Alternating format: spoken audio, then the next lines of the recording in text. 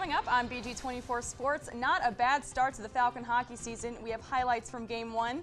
Plus, we'll go over the football team's away game at Ohio. And both men's and women's soccer were home this weekend. We have highlights and more right here on BG24 Sports. It's un-Falcon believable coverage that you won't get anywhere else. This is BG24 Sports. Welcome to BG24 Sports. I'm Katie Warnke. And I'm Terry Lash. Bowling Green Hockey opened up season play this weekend. Going up against the 10th-ranked Miami Redhawks, the Falcons struck first as Mark Cooper found Kevin Dufour for the one-timer goal that hit the back of the net, giving the Falcons an early 1-0 lead in the first period. Now in the second period, the Falcons were able to use precision passing to set up a goal for Brent Tate, and the Falcons went up by a score of 2-0 in the second period. Finally, it was yet again Kevin Dufour, and he was able to seal the deal for wrister from the top of the point that skidded past the Miami keeper, giving the Falcons their third and final goal of the game. And the Falcons went on to win 3-2. Now, Sunday, the guys were actually handed their first loss. Miami getting some revenge, taking down the Falcons 3-2. Let's take a look at the complete game stats from the weekend. Kevin Dufour, the leading man for the Falcons with 3 goals. Now, let's take a look at these power play goals. BG goes 3 for 11 on the power play, just over 27%. Miami only averaging about 17% there. BG down in penalties as well against Miami. Now, Katie, it was a great opening start for the Falcons. And how big is it for the Falcons to split this series against the Redhawks? It is absolutely huge. When you've got this, you're going up against a nationally ranked team, number 10 in the nation. You have 11 freshmen, a pretty young team. Looking at their upcoming schedule, they go straight into WCHA play against Alabama Huntsville. They have a long stretch of away games. It's really good that these Falcons got this momentum start early on in the season here. And now what about these goalies, Thomas Burke and Tommy Scholl? What can you say about these two guys in the back of the net? It's outstanding that the Falcons, it's huge that they have these two guys you can rely on. Let's look at Thomas Scholl. He got the win this weekend. He was 22 for 24, giving up just 2 on Friday. That is over a 90% save percentage. Now let's take a look at Tommy Burke. He gave up 3, got the loss on Sunday, but still just under a 90% save percentage with 26 saves. When you go up against teams like Minnesota State and Ferris State, really strong teams in the WCHA, it is good to have these guys that you can rely on in the back of the net. Absolutely. Great start for both goalkeepers this year. Hopefully they can keep it up for the rest of the season. Absolutely, absolutely. Now, we're going to actually move on from hockey when we come back. Bowling Green football remains undefeated in the MAC. We'll talk about how the boys did after the break. Now, Terry, I hear there's this new flick coming out called Homecoming Crashers. Have you heard of it? I have not. Can you go on? Really? It's starring who? James Kanapke, Travis Green, some new kid, Roger Lewis. Nah, still not ringing a bell. You know what? It's Bowling Green's football team. That's who it is. Right. The Falcons crashed their second homecoming this year, 3rd straight homecoming victory. This week's victim, Ohio University. The guys steal a win 31-13 and taking the Bobcats' hearts with them. And let's jump into that game summary. Ohio crushed the Falcons in total yards, getting nearly 160 more, but the defense had their best performance of the season. The defense had 5 sacks on Ohio and forced 2 fumbles. Quarterback James Kanapke had another impressive start with 2 touchdowns and 260 yards passing and 1 interception. With the win, Bowling Green moves to 5-2 on the year, and the Falcons are still perfect in MAC play. And with that perfect record, Bowling Green sits at the top of the MAC East, fighting Akron for the spot, though. The Zips remaining spotless as well. Kent State bringing up the back of the pack at 0-3. Now in the MAC West, Toledo shares some similarities with their rival. The Rockets perfect with Central Michigan following, Northern Illinois, Western, and Eastern Michigan all behind them, tied in the West as well.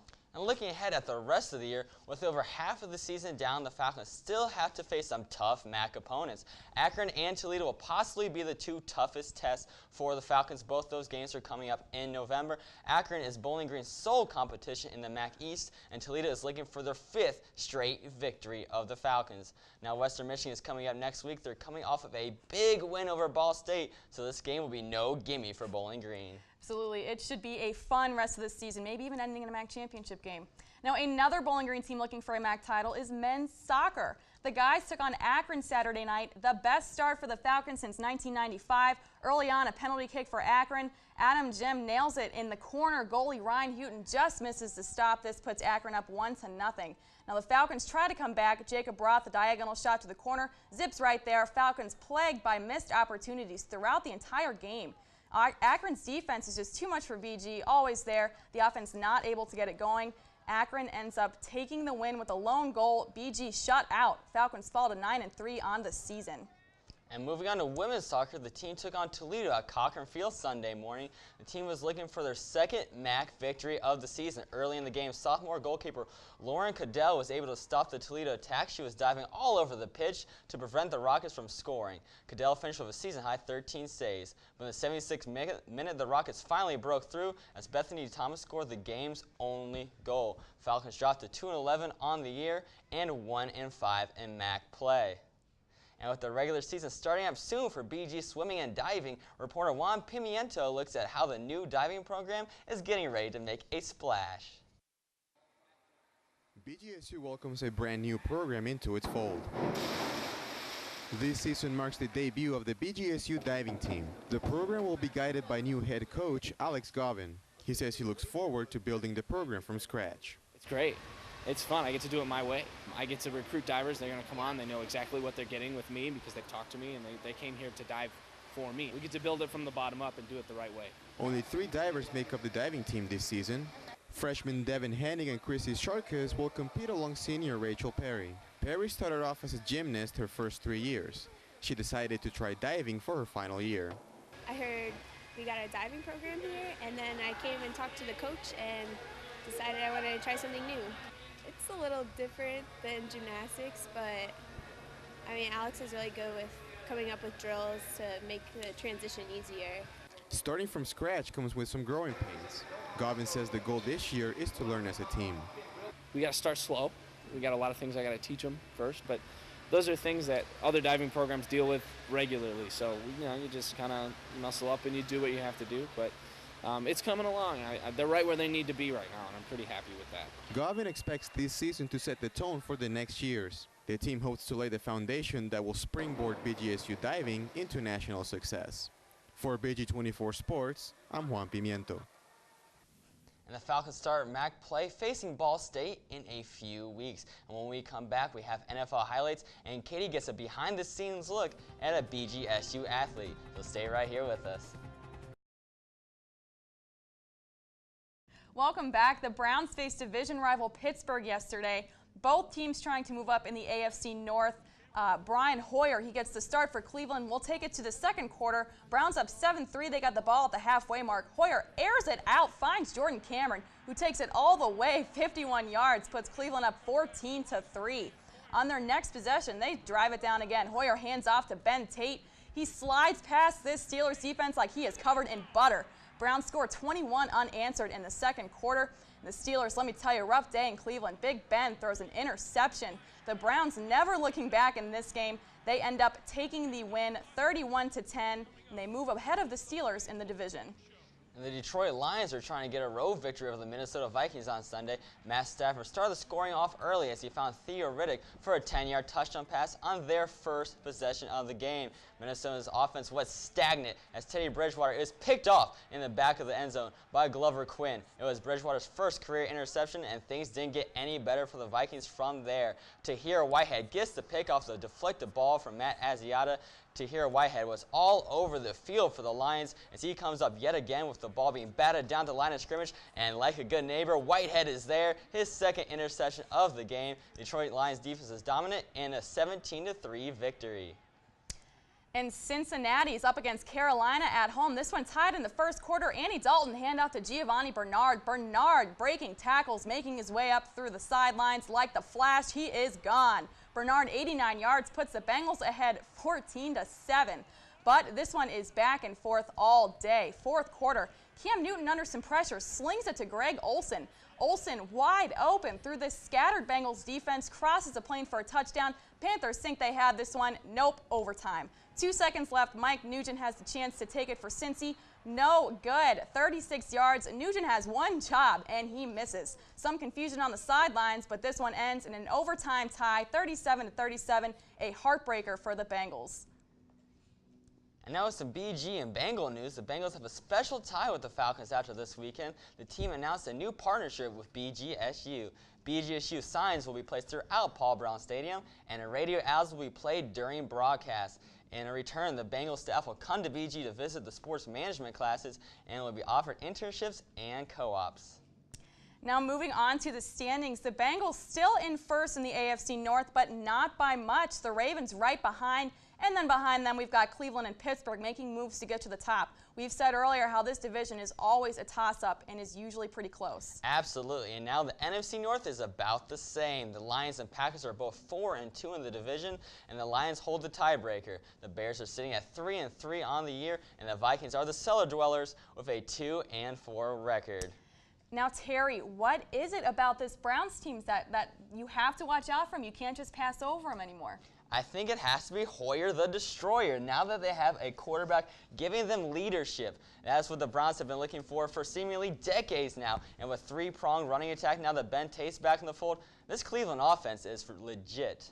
Now, the Lions are barely hanging on to that top spot in the NFC North. What do they need to do to keep it? Defense, defense, defense, Katie. The Lions have to go back to their bread and butter.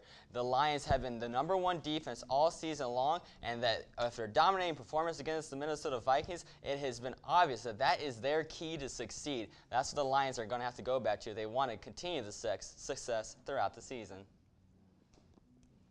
And the BG football team has some recent experience, and senior Brian Sutton got a behind-the-scenes action with Katie, as Sutton has had registered 26 tackles on the year and forced 1 fumble so far. Katie spent some time with Sutton, and we got a little bit of an insight into what Sutton's like off the field. So we are here with Brian Sutton, safety for the Bowling Green Falcons football team. We know him on the field. We're going to get to know him off the field a little bit too now. You ready for this, Brian? Yes, I am. Yeah? All right. What is your favorite Disney movie? Tarzan. Okay, King of the Jungle? Yep. Yeah? All right, what is your dream job? To play in the NFL, or, I would like to work for Google one day. Interesting. Google. Okay, all right. Favorite athlete? LeBron James. Oh, man, really? The return of the king. Okay, all right. Well, I'll talk that up a little bit on the show sometime. Who is the best superhero? The best superhero has to be between Batman and Superman. Batman because he really doesn't have any powers, and Superman because he's invincible. Okay. I wish he was invisible. That'd be pretty sweet, too, right? He'd have everything then. Are you a Twitter, Instagram, or Facebook guy? I'm a frequent Twitter and Instagram guy. I have a Facebook to keep in touch with family members. Okay, that's usually what I use Facebook for, too. Who's your celebrity crush? Celebrity crush would have to be Jessica Alba, Blake Lively, or Beyonce. Oh, you got a list there going on. All right, you need some to choose from, right? Yeah. What's your biggest pet peeve? Probably liars, people who lie. All right, yeah, I definitely feel you on that one. What is your favorite TV show? My favorite TV show has to be Breaking Bad. All right, I have actually never seen that. Oh, it's great. Really? Yes. All right, I'll check that out too. In my spare time, I'll be sure to check that one out. Yep. Now, if you weren't playing football, where would you be right now? I'll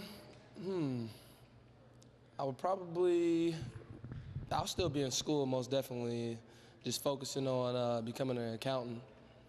Okay. You like numbers? Yeah, I'm really good with numbers. See, that's why I'm in journalism. I don't do numbers, so. Well, it was great to get to know you a little bit there. Thanks for joining us. Back to you, Terry. Sutton was named the MAC East Defensive Player of the Week after a strong performance against Ohio. And when we come back, it's around the studio with college football, Adrian Peterson, and the World Series. So stay right here with us.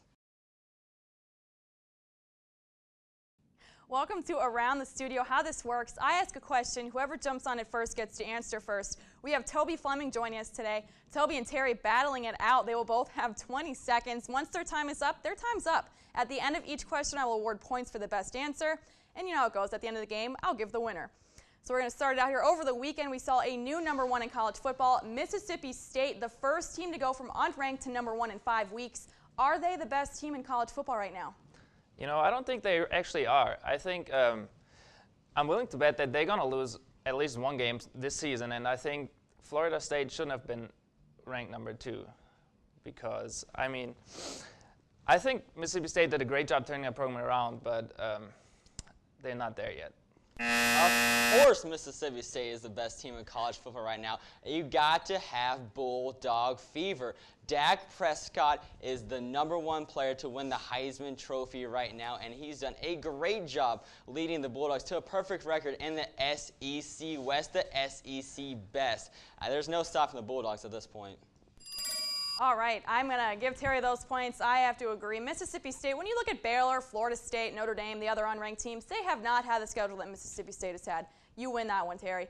Now, we are in the thick of things with the National and American League Championship Series. From what we have seen so far, who wins the World Series? It's got to be the Kansas City Royals. You got to love the small ball, the underdog, the team that no one picked to be here. They had to play their way in with a wild card game against the Oakland Athletics on the road. And look what Kansas City has done. They've taken down the Anaheim Angels, and now they're taking on the Baltimore Orioles. It's got to be the Kansas City Royals. You know, my pick would also be the Royals. I mean, they're the underdog. Their bullpen has been phenomenal in the series against the Orioles so far, and I don't think much can stop them now. I mean, I'm going to see a World Series Battle of Missouri, Cardinals against the Royals, and Royals going to take it all. All right, man, I'm going to have to go with Toby on this one, mainly because I agree that I think it's going to be the Cards and the Royals. The Royals, they're such a strong team this year. Toby, you got that round. With the trial on its way, if Adrian Peterson is cleared of child abuse charges, the NFL could still put him on a no-pay suspension. Should the NFL suspend AD if the judges say he's okay? Absolutely, they should suspend him. They set a precedent with the Ray Rice incident, and they have to keep going back to that. Ray Rice was not charged legally, and Adrian Peterson might get off as well, but you have to hold these players accountable, even if the law will not do that. Is it me?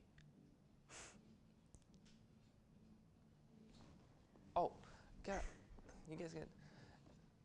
Well, of course Peterson should be suspended. I mean, you can't suspend people for DUIs and failed drug tests and not do anything about the Peterson case. I mean, if the league actually wants to portray an image of enforcing a conduct policies, you guys have to address the issues of AP and. Terry definitely gets these points here. The NFL is trying to uphold this precedent that they have, and if they don't suspend AD, then I don't know what they're trying to say. Now this one, it's short, sweet, to the point. Will the Falcons be repeat MAC champions?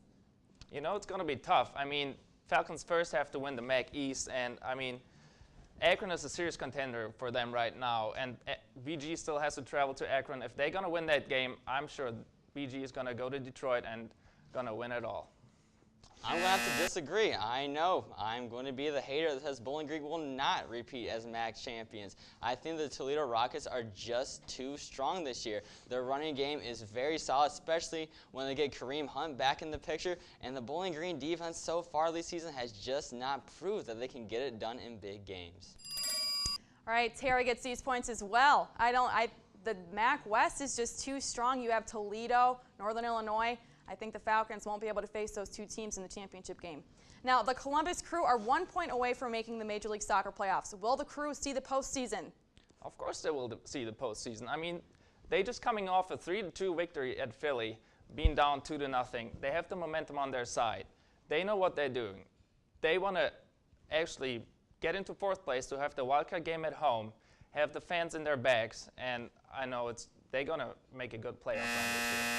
I'm going to have to agree with my man Toby over there. The Crew are up by 6 points with 2 games to go. That means they'd have to draw both contests, and the Montreal team would have to win both contests, or excuse me, Toronto FC would have to win both contests if they want to make the playoffs. Federico Higuain was off on a substitution last week, so he'll be rested and ready to go.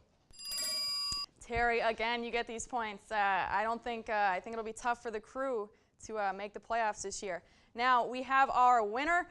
Terry, you win pretty easily over Toby. Thanks for joining us again, though, Toby. When we come back, we're going to have a recap of the weekend scores, and we'll also have our game of the week. Stay with us. Welcome back. Here's a recap of the scores from over the weekend. Women's soccer, 2 losses on the weekend. First to Central Michigan, second to Toledo. Volleyball wins Friday against Kent. Can't keep it going against Ohio, though, the next night. And hockey had a Game 1 win against Miami on Friday night, but they lost on Sunday for the split, and men's soccer drops the conference game to Akron.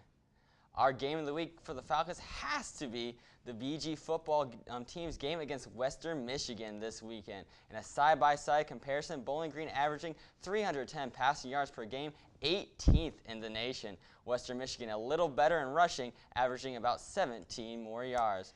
Broncos holding the number 4 spot in the MAC West standings, 1-1 in conference play, scoring pretty even for both teams. Bowling Green giving up a touchdown more, though. This has a 2 p.m. kickoff at the Doi on Saturday. Now, Terry, what do you think the key to this game is against Western Michigan? We talked a little bit about Ohio and the offense and the defense. What do you think it is with Western Michigan? I think it's got to be the defense like it was last week against Ohio down in Athens. The defense finally came out and played. They had by far their best game of the season, and I really think that's what's going to have to take them to the next level. What do you think, Katie? I'm going to go with offense again. I'm going to stick with my offense. I think if James Kanapke can stay on this roll with the touchdowns, limiting those interceptions, I think they have a strong chance of taking against Western Michigan. So I think, yeah, it'll be a close game, but I think the Falcons can pull it off if they stick to our keys to the game, right? Yeah, I think you're absolutely right, Katie. Now, that is all for BG24 Sports today. Follow us on Twitter for Falcon scores and news. And check us out on Facebook for videos from today's show. I'm Terry Lash. And I'm Katie Warnke. Have a great night.